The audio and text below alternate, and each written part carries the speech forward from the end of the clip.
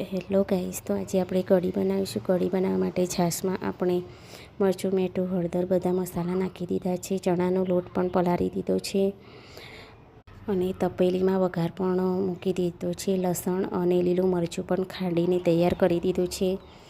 હવે આપણે ચણાનો લોટ જે પલાળ્યો છે તે છાશમાં મિક્સ કરી દઈશું અને એક બાજુ ગેસ ચાલુ કરીને વઘાર કરીશું.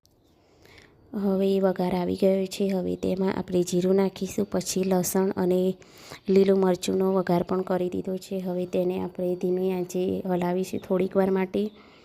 હવે તેમાં છાશ પણ નાખી દઈશું. હવે છાશથી થોડીક વાર માટે ધીમી આંચે હલાવીશું. સરસ એવી છાશ પછી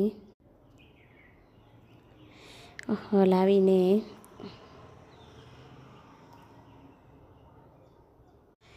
છાશ હવે ઉકળી જાય ત્યાં સુધી ફૂલ ગેસ રાખીશું.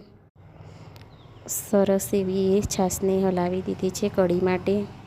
હવે તેમાં એક ઉભરો આવી ગયો છે. તેમાં 7 ઉભરા આવે ત્યાં સુધી આપણે છાશને ઉકળવા દેવાની છે, એટલે સરસ મજાની કઢી બનશે. હવે પહેલો ઉભરો આવી ગયો છે. હવે એને ધીમી આંચે 7 ઉભરા આવવા દઈશું. હવે સરસ મજાની કઢી એવી તૈયાર છે. હવે તેમાં આપણે લીલા ધાણા નાખી દઈશું. આપણી કઢી તૈયાર છે. અમારો વિડીયો ગમ્યો હોય તો લાઇક, શેર ઓર સબસ્ક્રાઈબ જરૂર કરજો. Thank you.